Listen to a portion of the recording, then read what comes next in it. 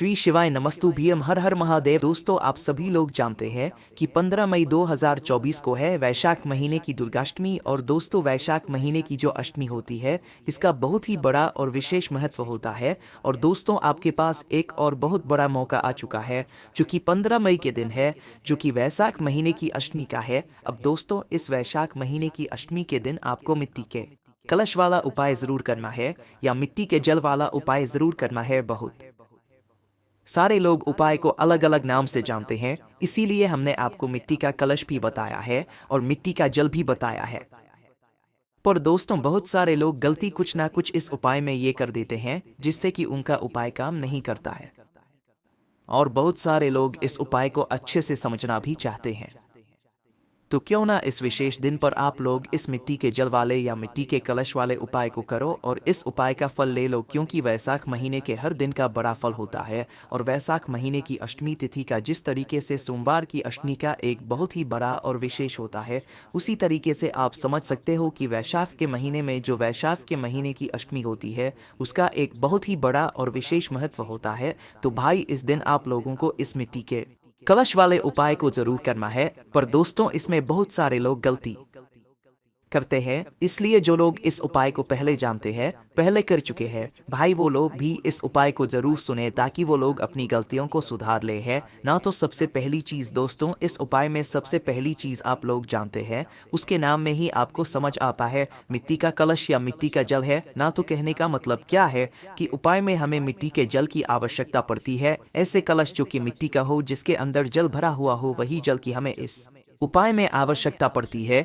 जिस उपाय को आपको वैशाखी इस अष्टमी के दिन करना है, जो कि 15 मई के दिन पड़ रही है। अब दोस्तों, उपाय में क्या करना है, कैसे इस उपाय को करना है, किसको करना है, किस समय करना है, कहाँ पर करना है, सबसे पहले हम लोग ये जान लेते हैं। तो देखो, इस उपाय को अगर कोई करेगा तो वो सिर्फ और सिर्फ घर का एक बड़ा सदस्य करेगा। इस उपाय को घर के सभी सदस्यों को करने की बिल्कुल भी जरूरत नहीं है। घर की जो बड़ी माताएं बहनें हों, उनमें से विशेष रूप से कोई भी एक माता बहन इस वाले उपाय को करें तो बहुत ज्यादा अच्छा है। बाकी अगर किसी कारणवश घर में माताएं बहनें उपस्थित ना हो, या वो ये वाला उपाय ना कर पा रही हो किसी भी कारणवश, तो फिर घर का कोई बड़ा व्यक्ति भी इस वाले उपाय को कर सकता है, चाहे फिर वो पुरुष ही क्यों ना हो, कोई भी दिक्कत वाली बात नहीं है।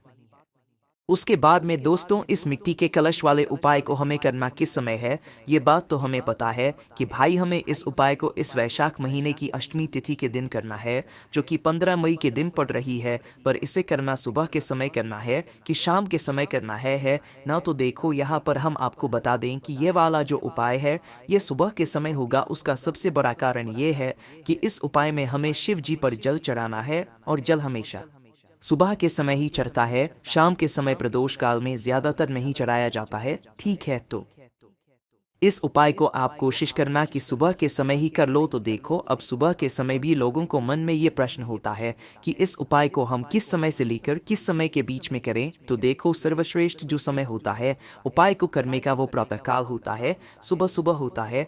बाकी जो लोग लेट भी हो जाते हैं, तो हम उन लोगों के लिए ये बात कहते हैं कि अगर किसी कारणवश आप लेट हो गए हो किसी उपाय को करने में, तो आप 10, 11 या 12 बजे तक भी अगर उपाय करोगे तो भी आपको उपाय का फल मिल जाएगा। पर 12 बजे से लेट आप लोग उपाय मत करना, फिर हो नहीं हो सकता कि भाई आपके उस उपाय का फल आपको मिले या ना मिले है ना। तो इसीलिए आप कोशिश आपकी यही होनी चाहिए कि हम सुबह सुबह जल्दी जल्दी इस उपाय को कर ले। मतलब सुबह कहने का मतलब है कि सुबह 6-7 बजे, 5-6 बजे या 7-8 बजे तक भी उपाय करोगे तो वो सुबह में ही माना जाएगा। ठीक है, बाकी किसी कारणवश लेट हो जाए तो 12 बजे तक भी उपाय करोगे, कोई दिक्कत वाली बात नहीं है। उसके बाद में ये वाला उपाय होगा कहाँ पर, तो देखो, ये वाला जो उपाय है ये आपके ही घर के पास में जो शिव मंदिर हो वहां पर जाकर होगा। बहुत सारे लोग ये प्रश्न करते हैं कि भाई क्या ये वाला उपाय हम घर में कर सकते हैं। तो देखो, घर की बात अलग होती है। जो उपाय घर में किया जाता है वो हम आपको अलग से बताते हैं। वो पंडित जी भी बताते हैं कि हाँ, ये वाला उपाय आप कर सकते हो घर में। पर जो पंडित जी घर में करने के लिए नहीं बताते हैं उपाय, वो हम आपको भी नहीं बता सकते हैं। इसलिए ये वाला उपाय घर में नहीं होगा। ये वाला उपाय आपको शिव जी के जाकर ही करना पड़ेगा। तो आपको करना क्या है, अब इस उपाय की विधि सुन लो। उससे पहले हम आपको ये बात बता दें कि सिर्फ और सिर्फ आपको उपाय का जल लेकर नहीं जाना है, उसके साथ में कुछ सामग्री भी लेकर जाना है उपाय को करने के लिए, जो कि हम आपको उपाय के साथ में बताते हैं। सबसे पहले हम आपको इस उपाय को करने की थोड़ी विधि बताते हैं कि आखिर ये मिट्टी का कलश हमें तैयार कैसे करना है, मिट्टी का जल तैयार कैसे करना है। तो देखो नाम में ही समझ आ रहा है।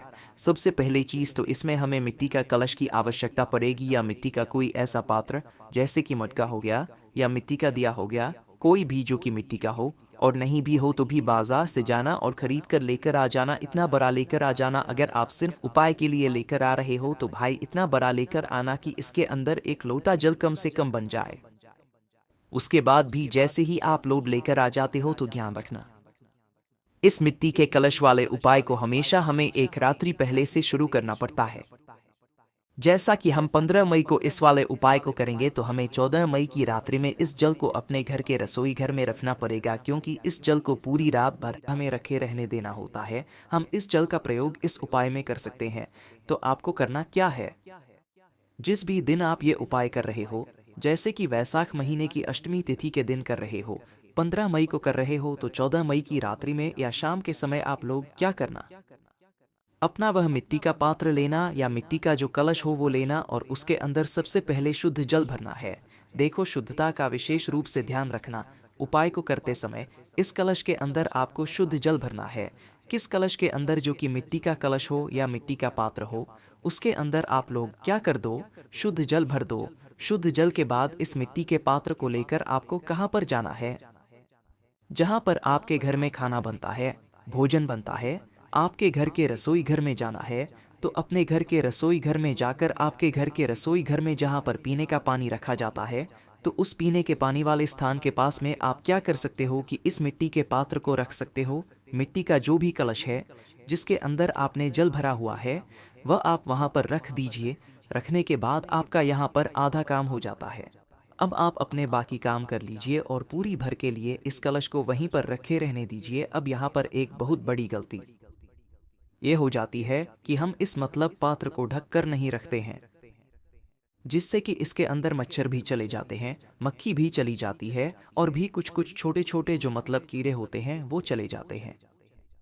तो ध्यान क्या रखना है, इस कलश को जब आप अपने घर की रसोई घर में रखो तो इसे ढक कर रखो, खोल कर मत रखना। किसी भी पात्र से ढक कर रख दो, हल्का सा ऐसा मतलब रखना कि अंदर हवा जाती रहे। हल्की सी थोड़ी सी जगह आप लोग खोल कर रख देना। बस इसे पूरी रात भर के लिए रखे रहने दो, और पूरी रात भर रखे के बाद आप लोग सुबह उठना। जितने ही जल्दी आप इस उपाय को कर सके उतना ही जल्दी कोशिश करना सुबह उठना। जो भी इस उपाय को कर रहा हो वही इस उपाय को करने की पूरी तैयारी करेगा। सुबह उठकर स्नान करके शुद्ध होकर अच्छे वस्त्र पहनकर शुद्धता का विशेष रूप से ध्यान कर रखकर आप लोग क्या करना, अपना वह लोटा लेकर आना जिस लोटे से आप शिवजी पर जल चढ़ाते हो। ठीक है, शिवजी पर जल किस लोटे से चढ़ाते हो, ज्यादातर मतलब आप किसी भी लोटे से चढ़ाते हो, पर पंडित जी ने जो बोला हुआ है कि आप तांबे का लोटा लेकर आ जाना। ठीक है, पर तांबे का ना हो तो भाई जिस लोटे से आप जल चढ़ाते हो वह लोटा लेकर आ जाना। कहाँ पर, अपने ही रसोई घर में, जहाँ पर आपने इस मिट्टी के पात्र के अंदर जल भरा हुआ है। क्योंकि इस उपाय में दोस्तों सबसे बड़ा प्रश्न ये लोगों ने पूछा हुआ है कि ये जो मिट्टी का पात्र क्या है, इसे हमें अपने साथ में लेकर जाना है। शिवजी के मंदिर में तो ऐसी बात नहीं है, आपको सिर्फ उस मिट्टी के जल को लेकर जाना है। मिट्टी का पात्र लेकर नहीं जाना है, मिट्टी का वो हंडा लेकर नहीं जाना है जिसके अंदर आपने रात्रि में जल भरा हुआ है। इसलिए हम आपसे बोल रहे हैं, आपको एक खाली लोटा लेना है। जिस लोटे से आप शिवजी पर जल चढ़ाते हो, तांबे का हो तो और अच्छी बात है।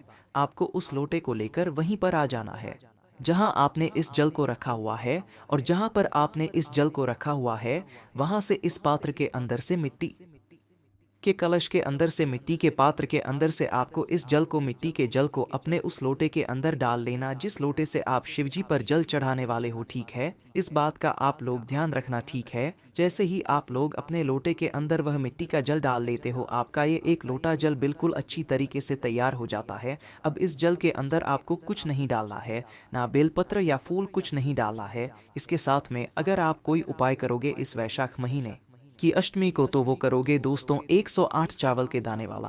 अगर एक चावल का दाना भी लेकर जा रहे हो तो भी चलेगा और 108 चावल के दाने लेकर जा रहे हो तो भी चलेगा, पर अष्टमी के दिन एक चावल का दाना तो आप शिवलिंग पर जरूर चढ़ाना। इस उपाय को करने के साथ में तो आपकी जैसी मनमर्जी हो, जैसी आपकी इच्छा हो, एक चावल का दाना लेकर जाना चाहो तो वो लेकर जाना, अन्यथा 108 चावल के दाने लेकर जाना चाहो तो वो लेकर जाना। बस ध्यान रखना चावल का दाना टूटा नहीं होना चाहिए, कटापटा नहीं होना चाहिए, दाग वाला नहीं होना चाहिए, अच्छा वाला होना चाहिए। तो ये सब ये तैयारी करके अपना जल का पात्र उठाकर और अपने साथ में जो भी एक चावल के दाने 108 चावल के दाने अपने घर के रसोई घर से लेकर आप लोग क्या करना है, अपने ही घर के पास में जो शिव मंदिर हो वहां पर पहुंच जाना है। अब शिव मंदिर में जाते से ही आप लोगों को उपाय नहीं करने लग जाना है। सबसे पहले जब हम शिव जी के मंदिर जाते हैं तो सबसे पहले हम भगवान शिव जी के दर्शन करते हैं, उनसे आशीर्वाद लेते हैं। अब दोस्तों, जैसे ही आप लोग शिव जी के दर्शन कर लेते हो, आशीर्वाद ले लेते हैं, उसके बाद शिव जी के शिवलिंग के पास में आ जाओ। शिवलिंग के पास में आने के बाद दोस्तों, आपको क्या करना है कि इस मिट्टी के जल को आपको अब शिव जी के शिवलिंग के ऊपर चढ़ाना शुरू करना है। पहले आपको शिव जी के शिवलिंग के ऊपर जल चढ़ाना ही शुरू करना है, क्योंकि बहुत सारे लोग ऐसे होते हैं जो कि शिवलिंग पर तो जल चढ़ाते ही हैं, साथ ही में कार्तिकेय जी वाले स्थान पर, गणेश जी वाले स्थान पर, अशोक सिंद्र जी वाले स्थान पर, माता जगदम्ब जी के और शिव जी की 5 पेटियों वाले स्थान पर सब जगह जल चढ़ाते हैं। तो पहले आपको इस जल को सबसे पहले जाकर शिव जी के शिवलिंग के ऊपर ही चढ़ाना है। इस बात का ध्यान रखना है और एक धारा से कुछ समय तक आपको शिव जी के शिवलिंग के ऊपर इस जल को चढ़ाते रहना है। इस बात का ध्यान रखना है।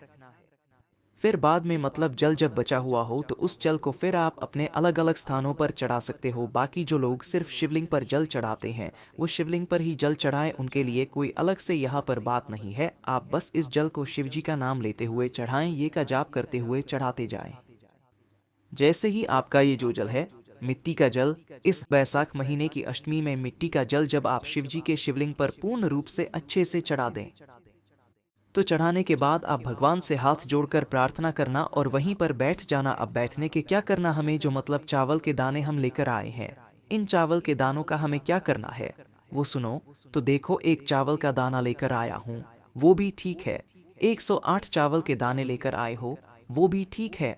तो आपको करना क्या है, देखो, एक चावल का दाना लेकर आए हो तो उस चावल के दाने को मात्र शिव जी की शिवलिंग के ऊपर जल को चढ़ाने के बाद चढ़ाना है, पहले जाकर चावल नहीं चढ़ाना।